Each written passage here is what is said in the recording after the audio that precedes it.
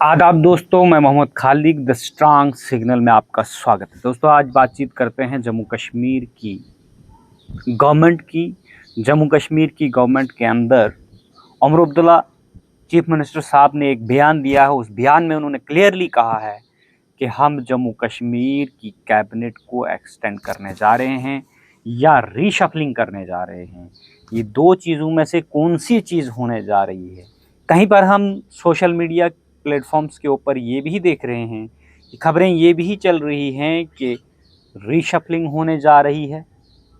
वहीं पे ये खबरें आप ये भी देख रहे होंगे कि जिसमें पहला नाम रीशफलिंग में माननीय मंत्री सतीश शर्मा साहब को ड्रॉप किया जा रहा है। ये खबरें भी चल रही है। लेकिन आज हम बातचीत करते हैं कि जम्मू कश्मीर की सरकार और जम्मू कश्मीर सरकार के मंत्रियों के रिपोर्ट कार्ड्स के ऊपर।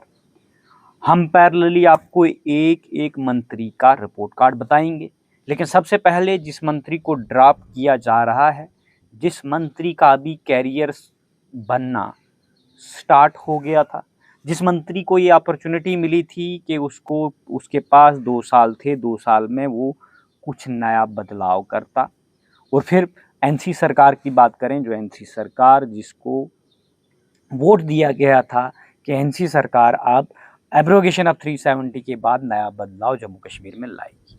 उसके बाद सबसे पहले बदलता जम्मू एंड कश्मीर पे बहुत सारे डिबेट हुए। उन डिबेटों में कनक्लेव में सारे कैबिनेट मंत्री आए और बैठे। उन्होंने कहा कि हमारे पास फाइनेंशियल स्थिति तो बहुत ख़राब है, लेकिन उसके बावजूद हम कोशिश करेंगे। और कोशिश की 25,000 जॉबों को जो है वो आउटसोर्स कर रहे हैं और उसका क्रिटिसिज्म वो अपोजिशन कर रही है। लेकिन वहीं पे बात थी फेयर और ट्रांसपेरेंट मैनर से अनएम्प्लॉयड यूथ को जॉब प्रोवाइड्स करना और जॉब प्रोवाइड करने के साथ साथ नई स्कीमें, एजुकेशनल डिपार्टमेंट्स के अंदर रिफॉर्म्स, ये सारी चीज़ें, इन सब चीज़ों पे हम बातचीत करेंगे। लेकिन वहीं पे माननीय सतीश शर्मा के रिपोर्ट कार्ड पे बात करते हैं। माननीय सतीश शर्मा मंत्री हैं और एक मंत्री को बहुत बड़े बड़े मंत्रालय दे दिए गए हैं, जिन मंत्रालयों को वो अच्छे से उनकी इंट्रोडक्शन तक भी नहीं जानते हैं। तो अगर उनको समझने के लिए, उनको पढ़ने के लिए या जानने के लिए टाइम यूटिलाइज करना पड़े तो मुश्किल हो जाएगा। अब बर्डन हम भी समझ सकते हैं, लेकिन बर्डन के साथ साथ आपके पास विजन होना बहुत ज़रूरी है। तो बात करें बहुत इंपॉर्टेंट मंत्रालय जो सतीश शर्मा साहब के पास थे, फूड एंड सप्लाई उनके पास था, ट्रांसपोर्ट डिपार्टमेंट उनके पास था। वहीं पे अगर बात करें तो youth service and sports department जो एजुकेशन का एक पार्ट है, वो भी उनके पास है। जिस एजुकेशन डिपार्टमेंट के अंदर हायर एजुकेशन से लेकर एलिमेंट्री एजुकेशन तक लोगों के बच्चे जुड़े हैं। और बच्चे जुड़ने के साथ साथ आपने recently 3 supreme court of India की जजमेंटें देखी होंगी, जिसमें supreme court of India clearly कह रहा है कि मेरिट किसी भी बेस पे कंप्रोमाइज नहीं होना चाहिए। अब मंत्री सतीश शर्मा साहब को ऐसा क्या करना चाहिए था जिससे मंत्री सतीश शर्मा सरकार में बने रहते? मंत्री सतीश शर्मा ने बहुत बड़े बड़े दावे ठोके। उन दावों में से सबसे बड़ा दावा ये था कि जो 3,000 के एम्प्लॉय रहबरे खेल के लगे हैं, उनको भी मैं पक्का करने जा रहा हूँ। वहीं पे बात करें एनवाईसीज की, उनकी सैलरी की इन्हांसमेंट की बात की। और जब अनएम्प्लॉयड यूथ की बात आई तो उन्होंने कहा कि मैं आईटी पार्क्स खोल रहा हूँ और उन आईटी पार्क्स में फिजिकल एजुकेशन डिपार्टमेंट के अंदर जिन्होंने पीएचडियाँ की हैं, मास्टर्स की हैं, या उन्होंने प्रोफेशनल कोई भी कोर्स किया हो, उनको वहाँ पे जॉब्स मिलेंगी। जैसे अभी जम्मू तवी में बोट्स वगैरह चल रही है, वहाँ पे भी वो नौकरी कर सकते हैं। और साथ साथ में आईटी पार्क्स खुलेंगी, वहाँ पे भी वो नौकरी कर सकते हैं। या अनएम्प्लॉयमेंट लोगों के लिए मंत्री सतीश शर्मा का विजन था। अब इस विजन को एनसी सरकार अगर मंत्री सतीश शर्मा को ड्रॉप करती है तो इस विजन को अधूरा रह जाएगा, ये काम भी अधूरे रह जाएंगे। वहीं पे बात करें कि कौन सी ऐसी पॉलिसी लेकर माननीय मंत्री साहब असेंबली के अंदर आए और वो पास हो गया, वो बिल पास हो गया। और ऐसा कौन सा काम किया, क्या बिल लाया जिससे इन डिपार्टमेंटों के अंदर कोई रिफॉर्म्स आया? ना तो एनसी सरकार और ना ही माननीय मंत्री साहब ने कोई ऐसा बिल लेकर आए। असेंबली के 2 सेशन भी हुए और उस सेशंस के अंदर हमें कुछ नया नहीं दिखा। क्योंकि जो रहबरे खेल पॉलिसी थी, इस पॉलिसी को क्रिटिसाइज करते हुए, स्कैम बैकडोर एंट्रीज को क्रिटिसाइज करते हुए गवर्नमेंट ने कहा था कि हम ट्रांसपेरेंट मैनर में लोगों को नौकरियां प्रोवाइड करेंगे, खास करके अनएम्प्लॉयड यूथ को करेंगे। और उस में से जो पॉलिसी पीडीपी गवर्नमेंट जो इस वक्त क्रिटिसाइज कर रही है, जिसने ये पॉलिसी लाई, जिस पीडीपी और बीजेपी ने इस पे अपॉइंटमेंट की, वो बीजेपी और पीडीपी सरकार अपोजिशन में है और उन्होंने जो पॉलिसी लाई, उसी पॉलिसी के तहत माननीय मंत्री सतीश शर्मा जी उसी पॉलिसी के प्रोविजन के तहत रहबरे खेल को रेगुलाइज करने की बात कर रहे हैं, जो कि एनसी सरकार के मैनिफेस्टो के अगेंस्ट है।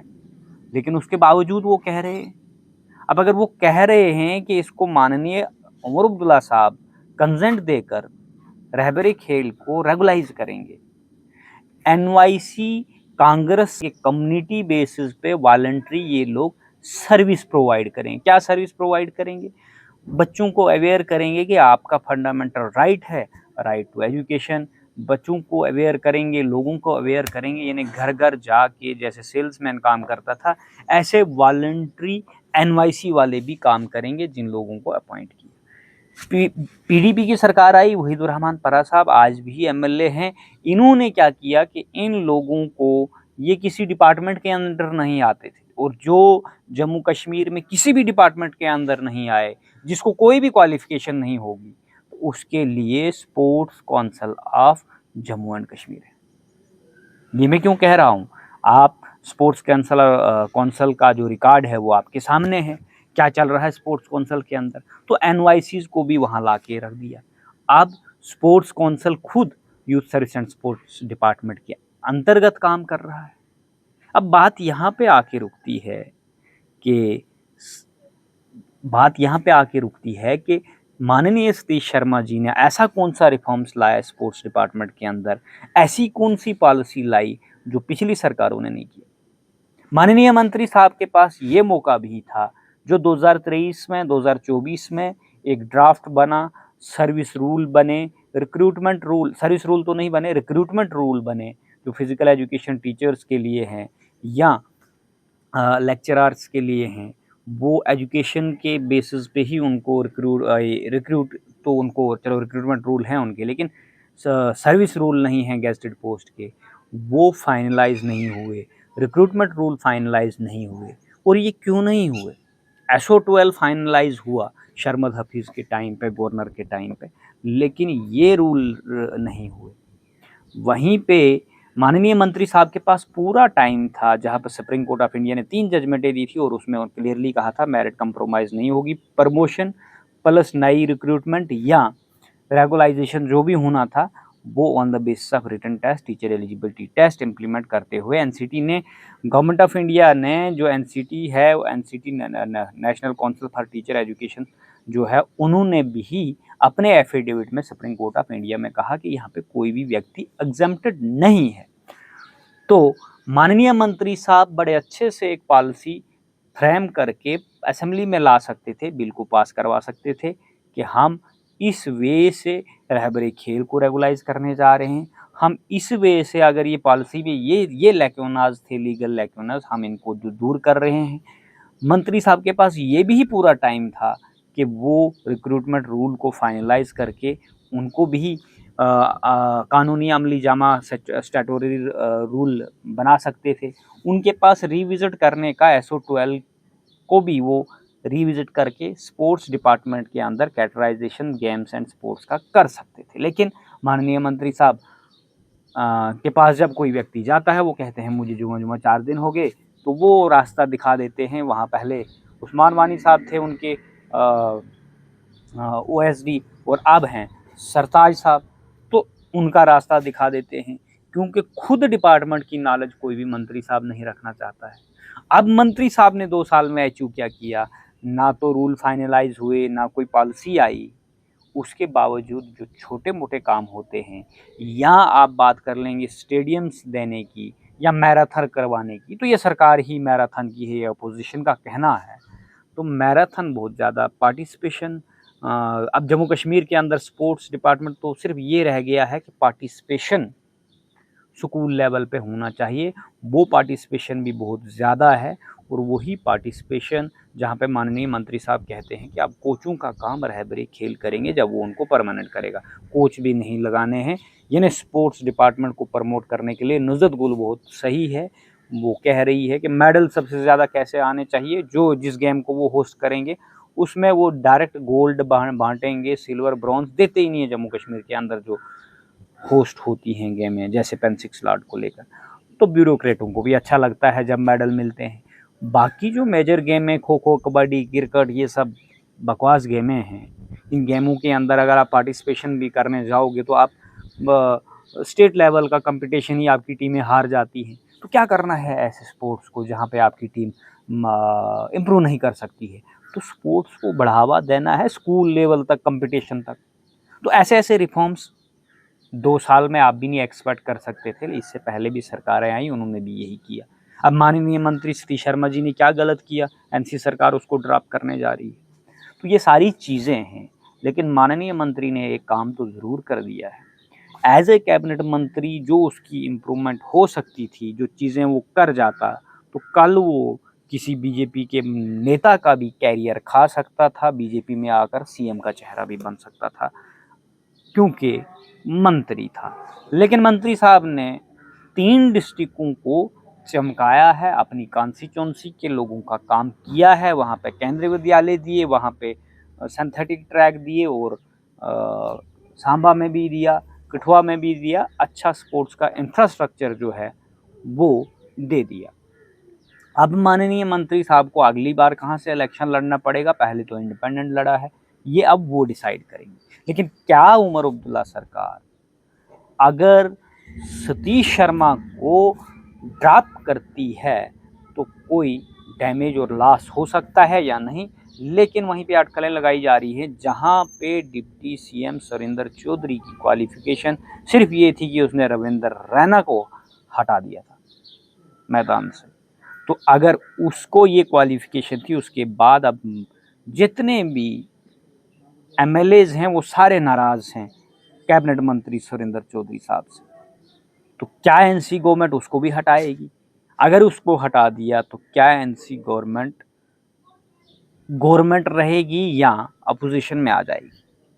ये सारे सबसे बड़े बड़े सवाल हैं।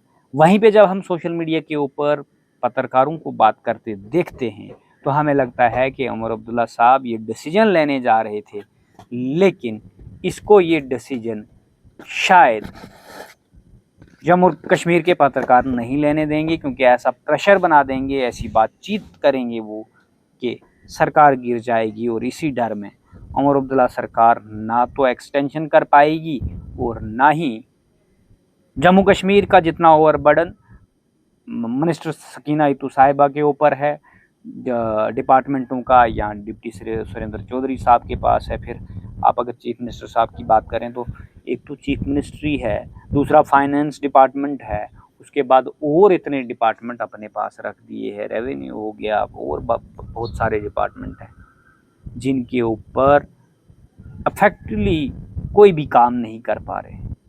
तो ये सबसे बड़ी मुसीबत है जम्मू कश्मीर के अंदर कि कोई भी काम अच्छे ढंग से नहीं हो रहा है। एक्सटेंशन बहुत ज़रूरी है, लेकिन वहीं ये जो सवाल खड़े कर देने कि भाई ये सरकार बचेगी कि नहीं बचेगी, इससे कहीं ना कहीं चीफ मिनिस्टर साहब को ये डर भी पैदा हो जाएगा।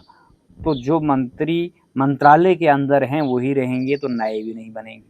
अगर सतीश शर्मा साहब को ड्रॉप कर दिया जाएगा, यहाँ पे दावेदार कहा जा रहा है तनवीर सादिक साहब चीफ स्पोक्स पर्सन एनसी के, और अली मोहम्मद सागर साहब हैं। इन दो में से कोई आ सकता है।